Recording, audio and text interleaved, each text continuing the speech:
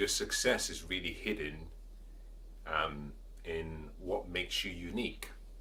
That your uniqueness really identifies the platform or the launching pad for your success.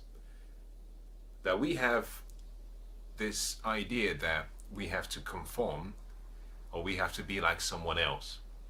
I like to use this statement, which is that you were born as an original, so why would you want to live your life like a replica? Be who you were born to be and be proud of who you were born to be.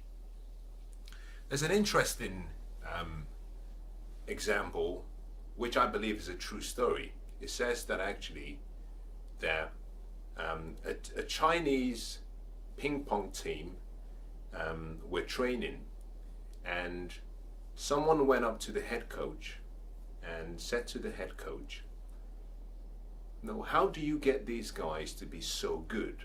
These were professional ping pong players, ping pong tennis players. And he said, "How do you get them to be so good?"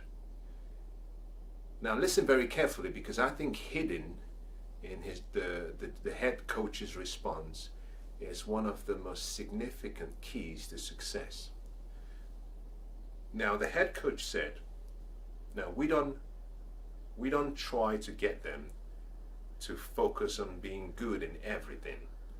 That we identify their key strengths, we identify their weaknesses, we get them to focus completely, put all of their energy on their strengths, and almost leverage their weakness. So they distribute perhaps a 95% to 5% ratio.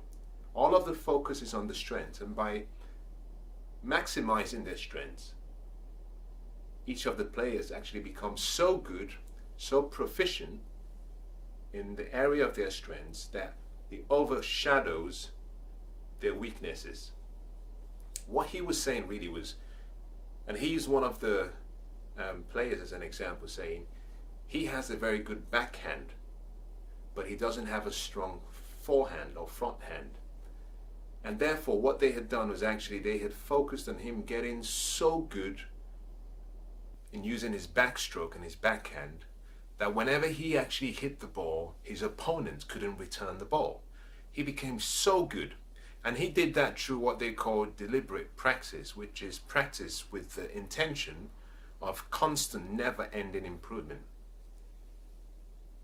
To find your success path or platform, start by asking yourself, what makes me unique?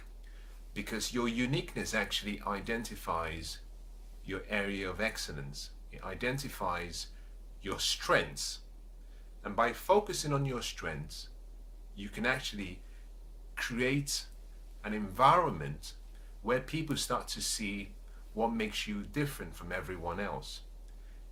Now, if you think about this, if you look at nature, and if you look at the animal kingdom, if you've ever been to a zoo lately, or you've ever been to the zoo, or you may have actually watched maybe one of the National Geographic channels, what I find really remarkable is if you want to try and understand life or understand the intelligence behind life, whatever you might choose to call that, whether you call it God or you call it infinite intelligence or you call it supreme intelligence, whatever you choose to call it, doesn't matter. I like what Alan Watts says. He says, you cannot get wet from the word water. So what you call a thing doesn't really make it what it is. So decide what you want to call it. But if you look at how the world is designed, and if you want to understand life, look at the animal or look at nature. I'd like to say look at people, but we've actually conditioned ourselves to the point whereby we don't actually celebrate our uniqueness. We don't celebrate what makes us special. Is that we're always looking for ways to conform each other into how we want each other to be. We almost have a number of models or prototypes of how people should be, And we expect people to actually behave to those standards. But if you look at nature, if you look at the animal kingdom, every single animal is different. And the reason is that diversity actually brings out the beauty of life. That if you want to understand really what is life is about diversity. Is that every single animal is different from the other. And one is not greater than the other. One is not weaker than the other. They all have their strengths. Now think about this. If you were to name perhaps 4 or 5 of the you might call most powerful animals in the animal kingdom, I'm certain that you perhaps would say the lion, you might say the elephant, you might say maybe the tiger, perhaps, maybe not. You might say the rhino, definitely, that's 4. I don't know what else you would choose. Now, these are the animals that you perhaps consider to be the toughest, the strongest. Now, you wouldn't be wrong. But what I find really remarkable is the ancient writer says, if you want to be wise, I want you to go and study the ants. But also I want you to go and study the locust. And he starts to give us very small insects, or small, very perhaps unthought of animals. And he says, if you study these animals, you will see wisdom being applied in how they behave and how they live. Now that's very different to what you would have actually had selected, because you would have actually had said, if you want to show wisdom, if you want to show strength, go look at the big, what we call the big animals, the lions and the elephants. These are the ones who actually dominate. But what the writer was trying to suggest is really that in each and every animal is a gift. The ones that you might think are the most powerful might have the physical strength. They might have the ability to actually survive the battle amongst the fittest. But their physical strength doesn't put them at an advantage over any of the other animals, because if you go further down to the bottom of the chain, something as almost insignificant, you might suggest, as the ants, have wisdom. And that wisdom is actually what makes them slightly different. The point I'm trying to make really is that life expects us to look around us and identify what each person has. To find true success and to live a really fulfilled life, you've got to be smart. You've got to be smart enough to actually recognize what makes you unique. Because what makes you unique really is the key to your freedom, it's the key to your success, it's the key to your fulfillment. Until you identify what makes you unique, you could live your life in such a way that you're constantly trying to be someone that you were not born to be, which is sad. You see, the greatest tragedy that can happen in anyone's life is to get to the end of their life and realize that they could have lived a completely different life if only they were bold enough to have listened to what was in them. I think that's a very sad life. You see, because at the end of your life, whatever you've done with your life is what you exchanged your life for. And I think today I want you to make a decision and simply say, I believe I was born for something much better and much bigger than I'm doing now. I believe I have more potential in me. I believe I can make a difference for my generation. I believe I can find more fulfillment through service, through the discovery of my uniqueness. And I want you to make a decision and simply say, I'm willing to try. And that journey really starts with you not looking outside, No one can actually tell you what makes you unique. No one can tell you what your purpose is. It has to come from within. It starts with self-awareness, and it actually continues along the path of recognizing who you are on the inside. And I would simply suggest that the best way to start is to start by listening to the still small voice within you. Is that there is a voice in you that has drawn you to listen to this video. There's a voice in you that perhaps has drawn you to listening to this on audio. However you might be listening or watching, something in you drew you to my voice. The same way something in me drew me to producing this video for you. And I want you to trust yourself. Now, I want to give you 3 ways that you can start to recognize what you might consider to be your uniqueness, and what could actually lead you to discovering what I call your calling or your purpose. Very simple. Before I start, let me reiterate what I just mentioned. And that is, although I'm about to give you some what I call signs and some paths to discovering your uniqueness and your calling or your purpose, I want you to understand that I cannot tell you what your purpose is. I haven't been given that level of wisdom. I haven't been given that level of knowledge and understanding. I cannot. All I've been given is my uniqueness. What I can share with you is how I discovered my uniqueness. And I believe actually this path can be used by anyone.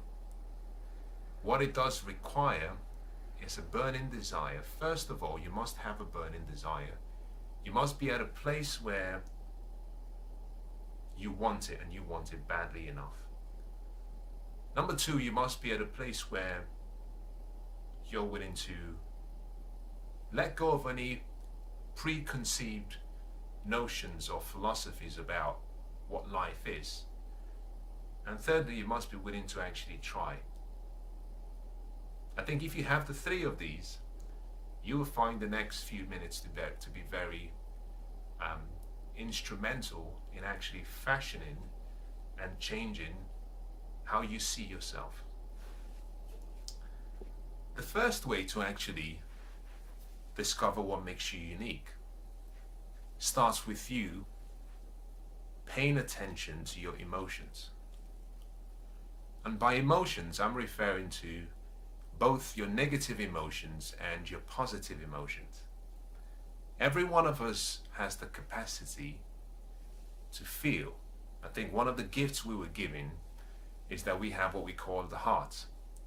Now, your heart is connected to your mind, which is connected to your body. And there's a mind-body connection such that your emotions transmit signals to various parts of your body, and those feelings that you get almost tell you, it's like an indication of a particular, you might call this either a problem or a symptom of a problem. So let me give you a good example. Let's assume that actually you can feel pain on your right knee or in your right knee. That pain is not the problem itself. That pain is actually an indication that there is a problem. And so to solve the problem, you have to go beyond the area of the pain. And then that's where you start to ask yourself, what is the root cause of this pain? This is the same way your body behaves. That to discover your uniqueness, you must pay attention to your emotions. The first emotions that you must pay attention to is your positive emotions, and then your negative emotions. Now, your emotions serve you like 2 sides of a coin. In discovering your uniqueness and your calling using your emotions, you have to stand on the edge of the coin and look to one side and look to the other side, because in most cases, your uniqueness and your calling will connect both emotions to a particular, you might call it activity or area of life. Now, what do I mean by this? Well, let's start with the positive emotions if we can. These are emotions of love, of excitement, of passion, of a feeling of caring. What this means is that what you were born to do, what makes you unique, is something that you have almost an inequivalent level of passion for, excitement towards, energy, care for. Is that when you find what you were born to do, it'll be something that actually you have a positive emotion towards. But you've got to be careful, because you can't judge simply by positive emotions. I believe that every one of us is here for a very, very unique reason. I believe that every one of us is here for a very special reason. And our uniqueness verifies the level of importance attached to our reason for being born. Now, I believe at the core of why we are here is that we're here because there is a level of greatness that lies within us that we're meant to actually give the world, that we're meant to celebrate with the world, that the world is meant to be a much better place just because you were born. That the world should simply say, wow, we were made better because you passed through. And for that reason, it's not just about positive emotions and being excited.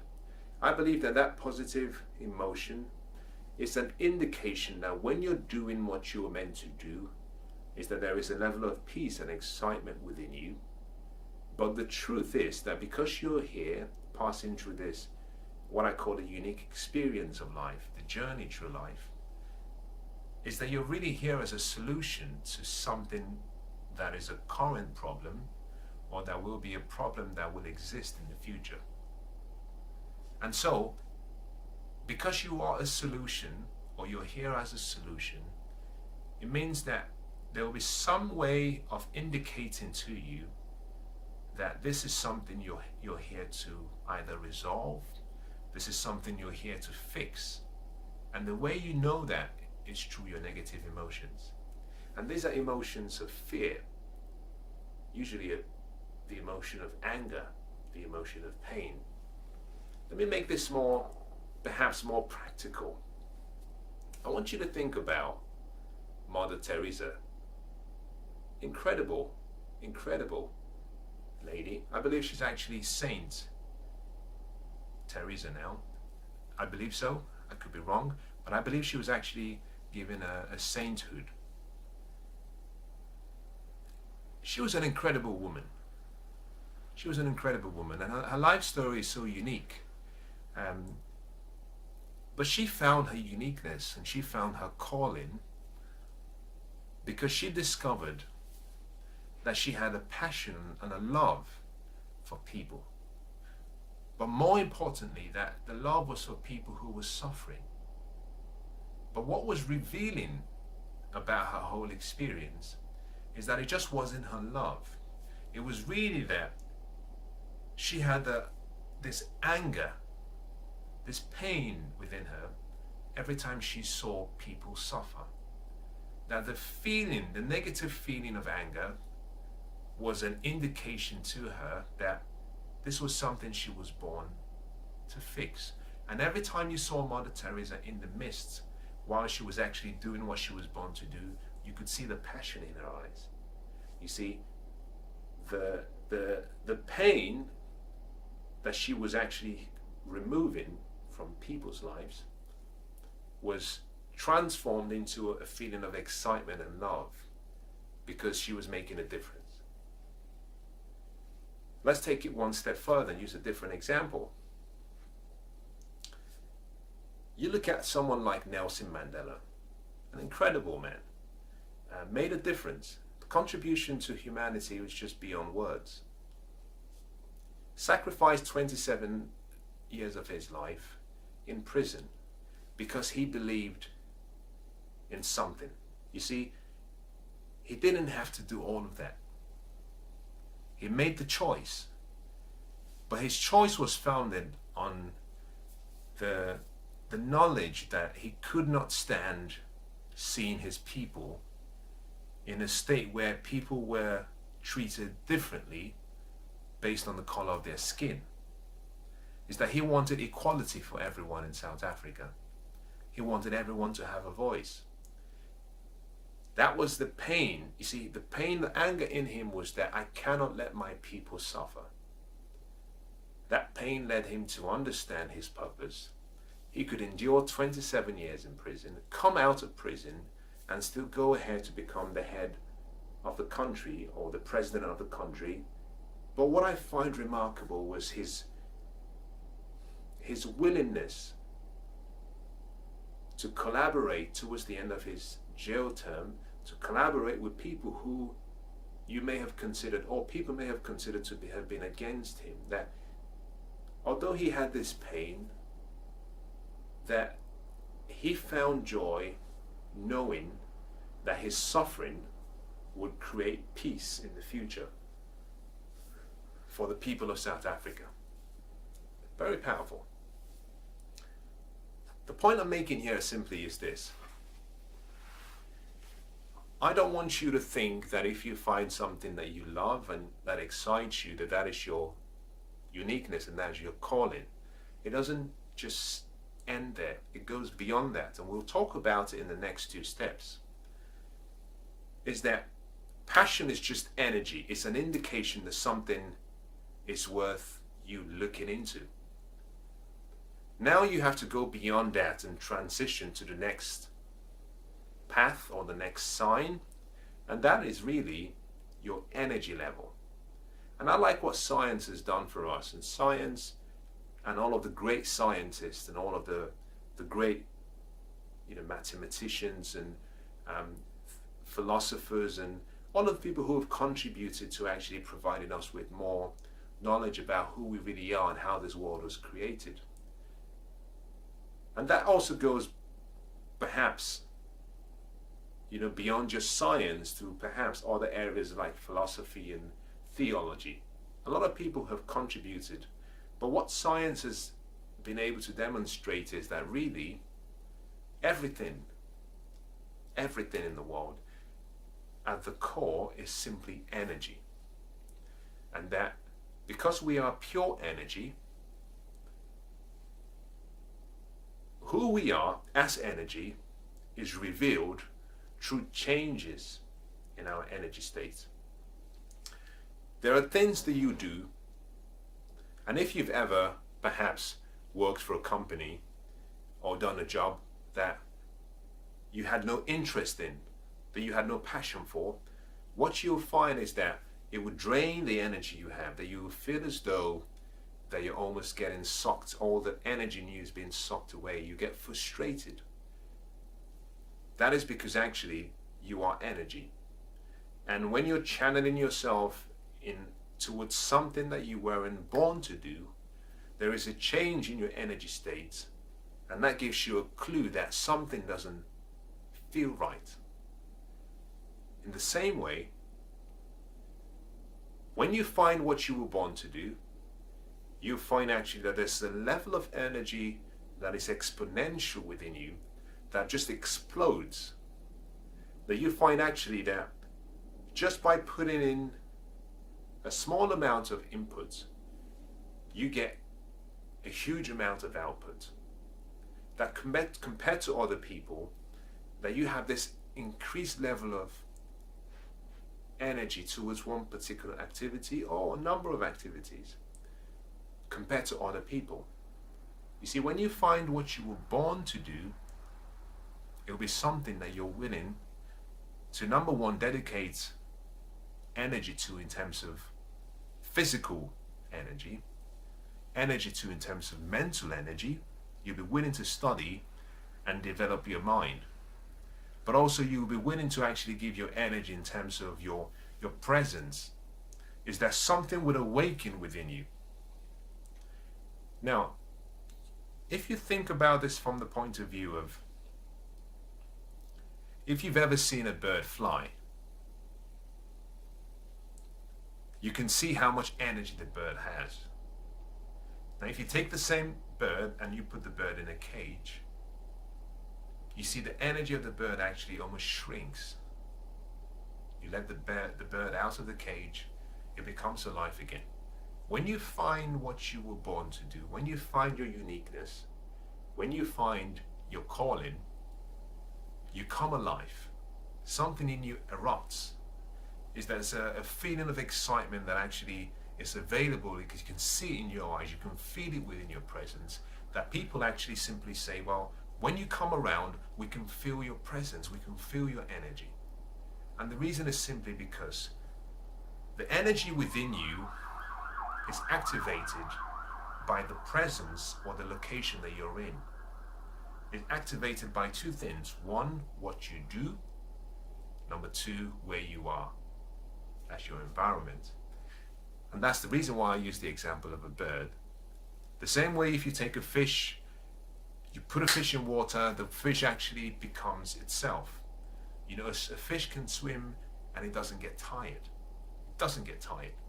If you put me in a swimming pool and walk away and come back in 10 minutes, I'm exhausted. And the reason is because actually I cannot stay underwater for that long. The energy in me decreases because I use up all of the energy. On the other hand, if you bring me out of water, you might find actually that my energy level starts to increase because I'm able to breathe normally because I wasn't and I am not almost built to be in water. So the second way you can discover your uniqueness and your calling is simply to tap into the energy in you. Ask yourself the question, what do I love talking about? What do I love hearing about? What am I willing to spend all of my day, all of my time communicating with, playing with, being in the presence of? What am I willing to study, learn, become the best? What area in my life do I want to excel the most? Once you have those, I want you to study those items because they could be almost a pathway to discovering your uniqueness. The final way is actually through your gifts. Now, what do I mean by gifts? And let me make a clarification because there is a difference between your talents and your gifts. Your talents is something that you develop through practice. Yes, your gift is also developed through practice. Your talent is something often where that comes to you either by inheritance or by hereditary methods or means, or it could be something that you develop as a skill, but through dedication and hard work, it becomes a talent. Your gift, on the other hand, is quite different. Your gift is actually something that you were born with, and the reason it's different is because you have a unique assignment, you have a unique purpose that you're here to fulfill. And if you think about this, I'm wearing a wristwatch. Now, the design of this wristwatch will tell you how the manufacturer of this wristwatch expected it to operate and function.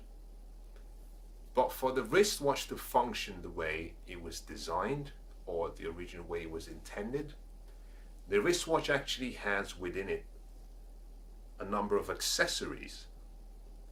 The accessories contained within the wristwatch have been put in the wristwatch to ensure that it can perform based on the original intention or intent.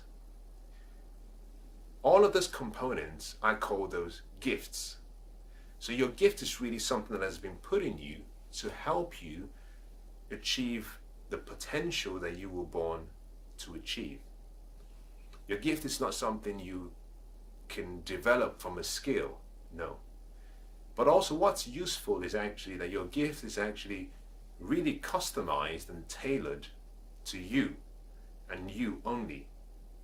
That no one has your DNA, no one has your fingerprints, no one talks like you, smells like you, speaks like you, laughs like you. You're unique.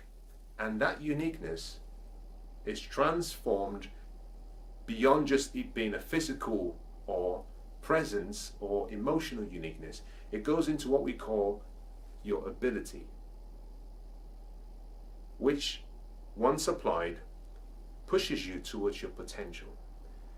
When you discover your calling, you will find actually that it is something whereby there's a gift that is actually activated within you that helps you do perhaps a particular job or task like no other person. So, when you start observing yourself, ask yourself a number of questions. The first question really is, are there any particular observations that other people have made about me that someone may have said to you, oh, you do this so well. I've never seen someone else do this like you. What they're saying is actually there's something distinct about what you do. Ask yourself the question, what gifts do I have? If I look back in my life from when I was a child,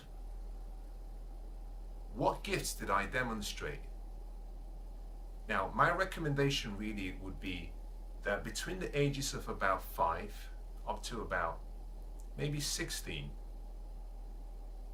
when the peer pressure is not as much, yes, it starts to get heavier from I think the age of about 13, 14, especially with the changes we're having in how we live now, is your uniqueness and your purpose is normally revealed to you. There's a really useful study that was done by the BBC some time ago called 7 Up, where they actually studied some children from the age of 7, and they kept keeping check. They kept monitoring them in a 7-year increment. And what they found was actually, when they tracked them over their lifetime, what they found was that some of the children who had identified at the young age what they wanted to do, what they had a passion for, what they had an interest in, that the ones who eventually ended up doing exactly what they wanted were the ones who were the most fulfilled. And the reason was because they had kept true to their purpose and their calling.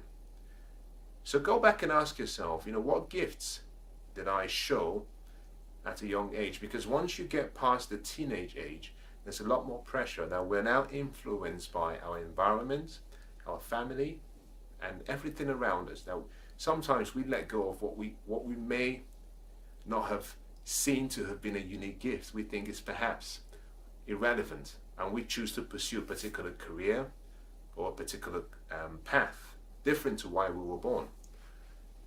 So I've given you 3 ways to actually discover your uniqueness: through your emotions, through your energy, and through your gift. I'm going to say the most important thing of the whole series. I'm going to say the most important statement, and I want you to listen very carefully now, because I think if you can get this, you have what I call